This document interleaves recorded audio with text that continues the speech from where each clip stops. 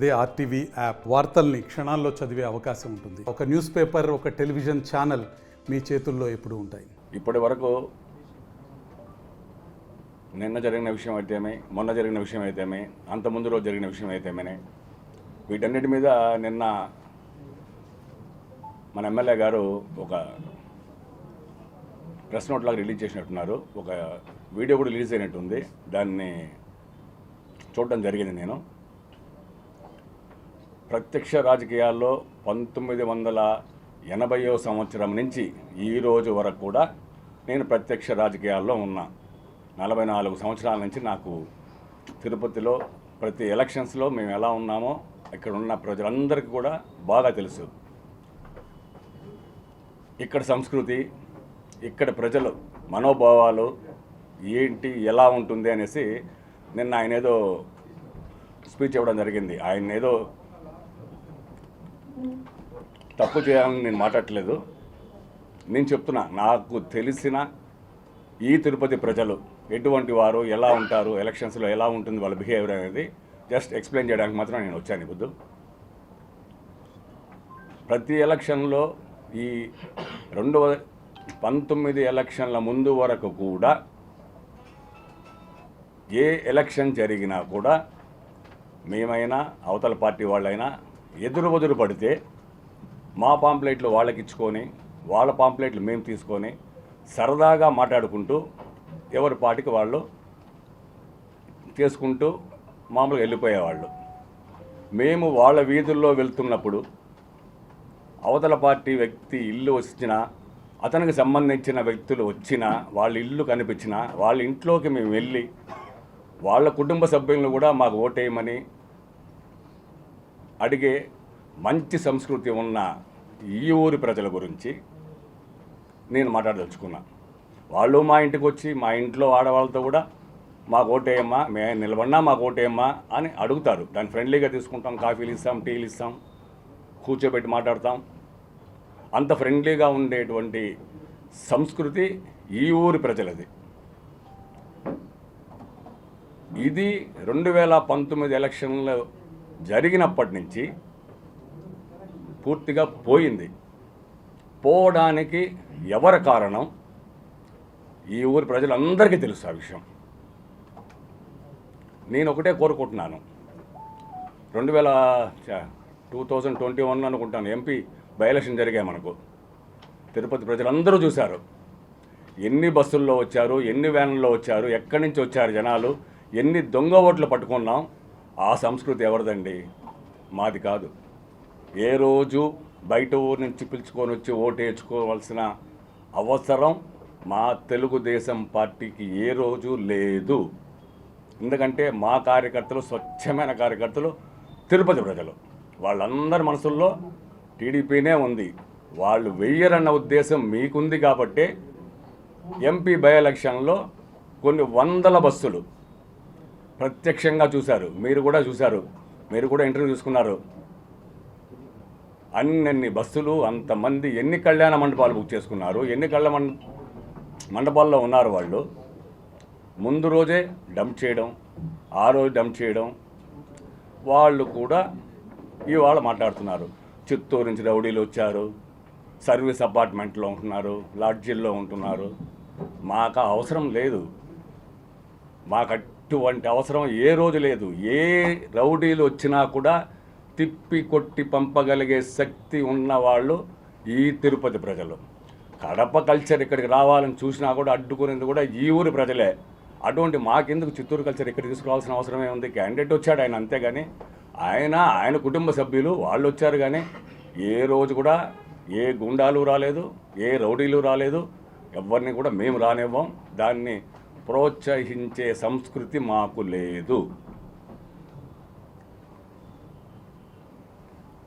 Election రోజు మాత్రమే ఇక్కడ మేము కానీ అవతల పార్టీ వ్యక్తులు కానీ ఆ ఒక్కరోజు ఏమన్నా తోసుకున్నా, పోట్లాడుకున్నా ఆ ఒక్కరోజే చేసుకుంటాం. అవతల ప్రతి ఎలక్షన్స్లో నేను 82 నుంచి నేను ప్రతి ఎలక్షను నేనే చూస్తున్నాను. మాకు అవతల పార్టీ వాళ్ళకి ఆ ఒక్కరోజు జరుగుతాయి గొడవ. అది ఆ ఒక్కరోజే జరుగుతుంది గొడవ. ఆ పొద్దు నైట్ పోలింగ్ బాక్సులు వెళ్ళిపోయిన తర్వాత పక్క రోజు తెల్లారితో మళ్ళీ అందరం వెళ్ళి టీ అంగడి దగ్గర కూర్చొని అవతల పార్టీ వాళ్ళు కానీ మేము కానీ ఏం మామ ఏం మచ్చా ఏం బామర్ది అని కలిసిపోతాం. మేము ఎలక్షన్ రోజు కొట్టుకుంటాం, తిట్టుకుంటాం, అన్నీ చేసుకుంటాం, కానీ పక్క రోజు అందరూ ఒకటైపోతాం. అటువంటి కల్చర్, అంత మంచి బుద్ధి జ్ఞానం ఉన్న వాళ్ళు ఈ తిరుపతి ప్రజలు. వీళ్ళ గురించి ఇక్కడికి వచ్చి మా తెలుగుదేశం పార్టీ ఏదో చేస్తూ ఉంది, జనసేన పార్టీ ఏదో చేస్తూ ఉందని చెప్పేసి అబద్ధపు మాటలు చెప్పి జనాల్ని డైవర్ట్ చేయొద్దండి. ఆ కల్చర్ ఏంటో, ఆ కల్చర్ ఎవరిదో, ఎక్కడి నుంచి వచ్చారో, ఎవరు పిలిపిస్తున్నారనేది ప్రజలందరూ చూస్తున్నారు. దాన్ని చెప్పడం కోసమే ఇవాళ వచ్చా. నిన్న నేను ప్రత్యక్ష సాక్షిని, నా కళ్ళ ముందే జరిగింది. నిన్న ఇప్పుడు ఒక్క పార్టీ ప్రచారం ఒక అభ్యర్థి వెళ్తూ ఉన్నప్పుడు ఎదురుగా వచ్చారనుకోండి, ఓకే రా, మీ పక్క మీరు వెళ్ళిపోండి, మా పక్క మేము వెళ్ళిపోతాం. అంతేగాని అడ్డుగా గోడమార నిలబడిపోయి మా వీధిలోకి రాకూడదు, మా వీధిలోకి రానివ్వం. ఏ వీధి ఎవరి సొత్తు కాదు, ఏ వీధి ఎవరి సొత్తు కాదు, తిరుపతి ప్రజలందరిది. తిరుపతి ప్రజలు ఎక్కడికైనా, ఏ వీధిలోకైనా, ఏ ఇంట్లోకైనా వెళ్ళొచ్చు. రావద్దనే హక్కు నీకు లేదు. నీకు ఇష్టం లేకపోతే ఓటు వేయొద్దు, అంతేగాని మా వీధిలోకి రాకూడదని అడ్డుగోడ కట్టుకొని కూర్చుంటే, పోలీసులు ప్రేక్షక పాత్ర వహిస్తూ ఉంటే ఎలా ఉంటుంది? కొంచెం గొడవ స్టార్ట్ అయిన తర్వాత వచ్చారు పోలీసులు, వాళ్ళకి చూపించాం, మాకున్న పర్మిషన్ లెటర్ చూపించాం. చూడడంతో పాపం వాళ్ళు కూడా యాక్సెప్ట్ చేశారు. వాళ్ళని తోసింది వాళ్ళే. మేమైతే ఎవరిని మేము తొయ్యను తొయ్యలేదు, చేతితో కూడా తాకలేదు. వాళ్ళ సిఏ గారు, ఎస్ఐ గారు, కానిస్టేబుల్స్ వాళ్ళు వచ్చారు, వాళ్ళే తోసి మాకు అడ్డు లేకుండా చేశారు. మేము మా పాటికి మేము వెళ్తూ ఉంటే ఆ పక్క నుంచి చెప్తున్నా కదా, అలాంటి కారణం రావడానికి ఎందుకురా అంటే, ఇవాళ తిరుపతి ప్రజల్లో, యూత్లో గంజాయి బాగా అలవాటు చేశారు. అక్కడ మేము వెళ్ళంగానే నాకు వచ్చింది ఎలా అంటే గంజాయి వాసన. ఈ తిరుపతిలో గంజాయిని పెంచి పోషించేది ఎవరు పోషిస్తున్నారో తిరుపతి ప్రజలందరికీ తెలుసు. నేను ఒకటి చెప్తున్నానమ్మా, ప్రతి ఒక్క లేడీస్కి, మీ పిల్లలు ఉన్నారు, దాంట్లో వాళ్ళకి అక్కలు ఉన్నారు, చెల్లెళ్ళు ఉన్నారు, వాళ్ళందరికీ చెప్తున్నాను, ఈరోజు డబ్బు కోసమో ఇంకో దానికోసమో మబ్బి పెట్టి మీ పిల్లల్ని గంజాయికి అలవాటు చేసి ఇలాంటి వాటికి ప్రోత్సహించి రేపు ఏమన్నా అటు ఇటు జరిగితే మీ కుటుంబం బాధపడుతుంది. మా కల్చర్ అది కాదు. మేము ఎప్పుడు కానీ ఎవరిని వదులుకోవాలని లేదు. మేము ఈరోజు, నేను ఒక ఎగ్జాంపుల్ చెప్పదలుచుకున్నాను. 1994 మా రాజకీయం ఆ రోజు లాస్ట్, మా నాన్నగారు రాజకీయం.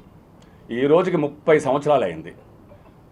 మామూలుగా ఒక క్యాండిడేట్ ఎలక్షన్లో ఓడిపోతే 2-3 సంవత్సరాలు, మ్యాక్సిమం 5 ఏళ్ల తర్వాత అతని పేరు కూడా మర్చిపోతారు, ఎక్కడైనా రాష్ట్రంలో కానీ దేశంలో కానీ. అటువంటిది ఈరోజు 30 సంవత్సరాలైనా కూడా మా పేరు ఉంది అంటే, మమ్మల్ని నమ్ముకున్న వాళ్ళని మేము ఎప్పుడు వదులుకోం. మమ్మల్ని నమ్ముకున్న వాళ్ళనే కాదు, మా ఇంటికి వచ్చి ఇన్నేళ్లలో, ఈ 30 సంవత్సరాల్లో కూడా, మా నాన్న లేనప్పుడు కూడా ఈ 30 సంవత్సరాల్లో నా కుటుంబం నా ఇంటికి వచ్చి అసంతృప్తితో పోయిన వాళ్ళు ఒక్కరు కూడా ఉండరు. ఎవరికైనా సరే, అది అవతల వ్యక్తి నాకు శత్రువు అయినా సరే, నా ఇంటికి వస్తే సహాయం చేసి పంపించడం మా కుటుంబానికి ఉన్న మంచి అలవాటు. అది మా నాన్న మాకు నేర్పించిన మంచి గుణం. అటువంటి పద్ధతిలో మేము పెరిగాం. మాకు కావాల్సింది ఏంటంటే, ఇక్కడి ప్రజలు అటువంటి దుర్వ్యసనాలకు లోనై రేపేమైనా అయితే, అటు ఇటు అయితే ఎవ్వరూ మీకు సహాయం చేయరమ్మా. ఆ పక్క పార్టీ వాళ్ళు మీకు సహాయం చేసే గుణం వాళ్ళకి లేదు. ఎందుకంటే వాళ్ళ దగ్గర ఉన్న వాళ్ళ గురించి అందరికీ తెలుసు.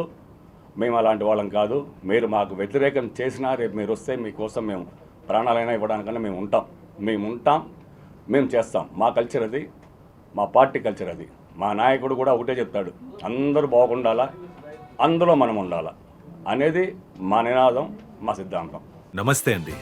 ఇది వ్యాపారం గురించి కాదు, ఓటు గురించి. ఎన్నికల్లో ఓటు వేయడం మన హక్కు మాత్రమే కాదు, కర్తవ్యం. ఎంతో మంది మహా నేతలు శ్రమించి ప్రాణత్యాగం చేసి ఈ అవకాశాన్ని మనకిప్పించారు. అందరూ ఓటు వేద్దాం. ఎందుకంటే ఓటు హక్కు ఊరికే రాదు. నా ఓటు ఎవరికో తెలుసా? అది సీక్రెట్ అండి.